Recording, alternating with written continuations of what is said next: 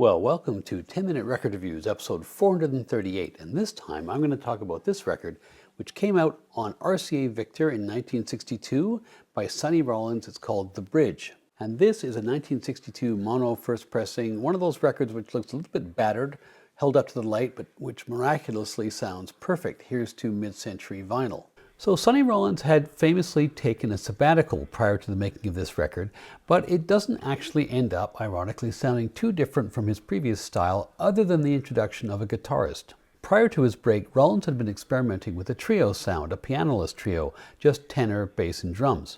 So in comparison to that, the addition of Hall does make a real difference to his sound, but perhaps because it arrived at a moment in jazz in 1962 when all kinds of walls were being kicked down and maybe expectation was high, the initial reviews were quite underwhelming. But it's since been recognized as a significant piece of work, and I find it one of the most appealing and approachable records in Rollins' whole catalog.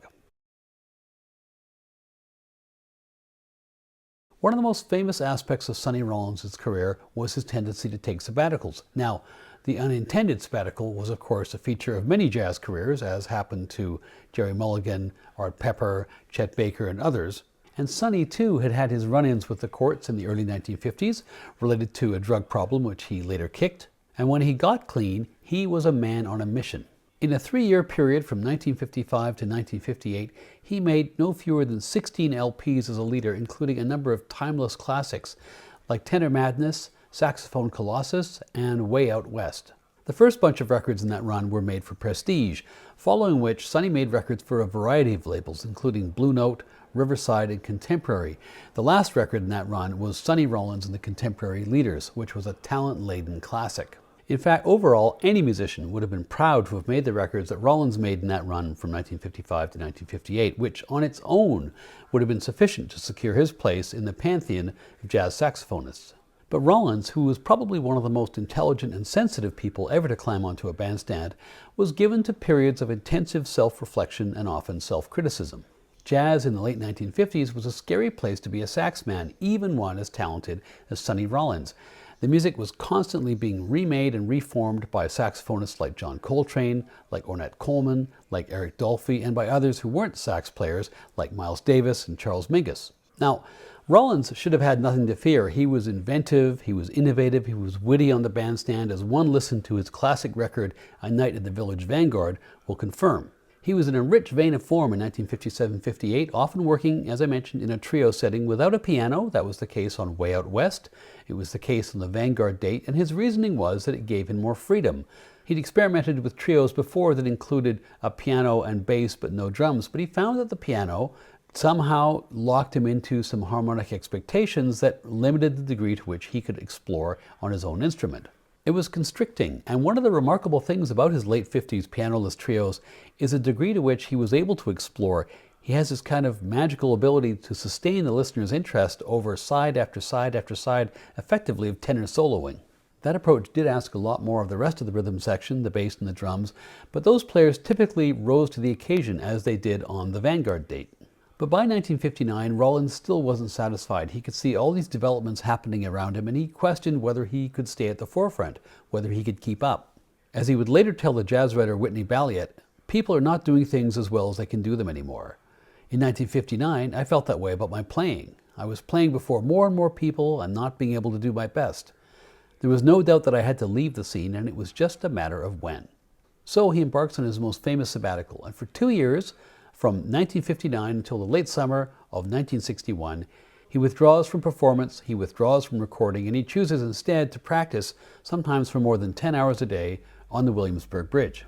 Looking back, it's kind of hard to know what to make of that. There's woodshedding, and then there's woodshedding, and then there's standing by the subway tracks in all kinds of weather blowing your horn. That's the kind of obsessiveness which you'd associate either with madness or genius. And fortunately for Sonny and his family and all the rest of us, it was the latter.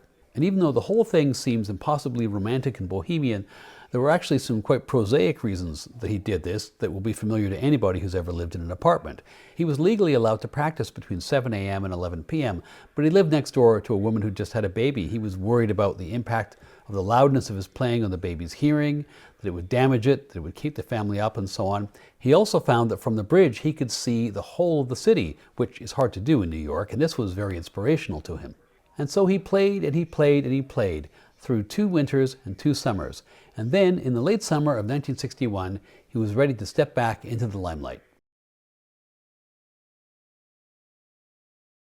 This record is made in 2 separate recording sessions, one on January 30th, 1962, and then a 2-day session on the 13th and 14th of February.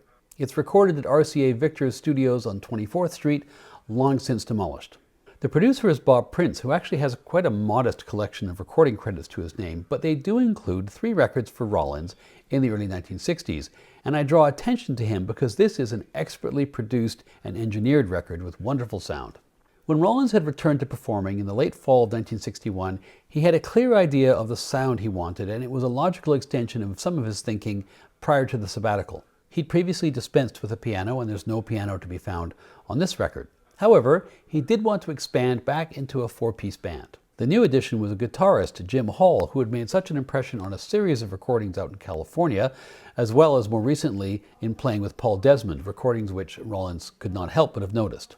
Interviewed by Whitney Balliet at the conclusion of his sabbatical, Rollins talks about the influence he was expecting from Hall's playing, how Sonny himself was getting back into harmony, but also how he was looking for a player who would be low-key for the good of the group when required.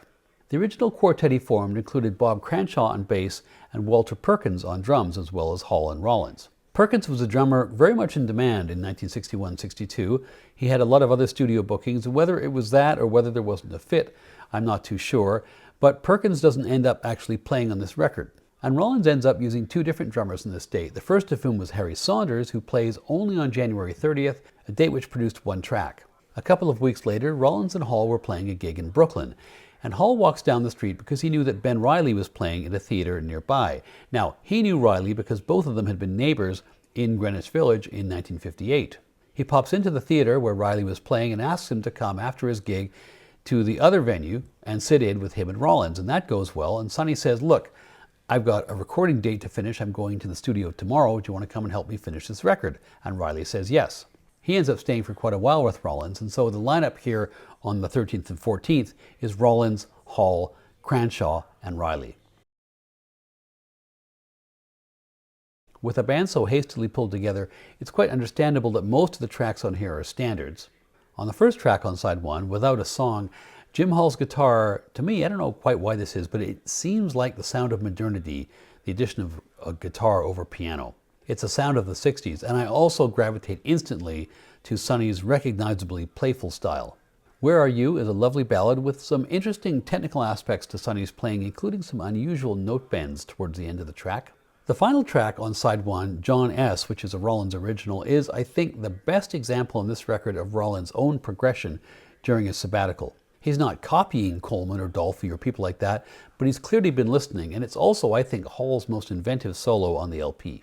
On side 2, the title track is a tour de force for the whole band. Sonny does a much better job of conjuring up the Williamsburg Bridge than you might imagine is possible. My chief praise here is actually reserved for Cranshaw and Riley. The rhythm section on this track is stupendous. God Bless the Child is the soul track with Saunders on drums. It is unspeakably gorgeous. It's the highlight, I think, of a great record. Finally, You Do Something to Me. This mid-tempo swinger spotlights Hall, who gets an extended solo and doesn't disappoint, and then Sonny begins his own solo unaccompanied, just a little marker of the confidence of his which flows through this record. I've warmed to this record greatly over time. I think when I came to it at first, I too expected it to be some kind of transcendent thing following his sabbatical. But I'll always take listenability over transcendence, and one of the great attributes, I think, of Rollins' playing is that while he always moved with the times, never stood in anybody's shadow, he never did so at the expense of listenability. And that wasn't always the case for his 1960s contemporaries. Here he's at the top of his game, he's refreshed and exploring new territory, and this is just a really, really good jazz record, full of rich harmony, full of tasteful choices, and the wit and virtuosity with which Sonny is rightly associated. And for me, it's 4.5 out of 5 stars.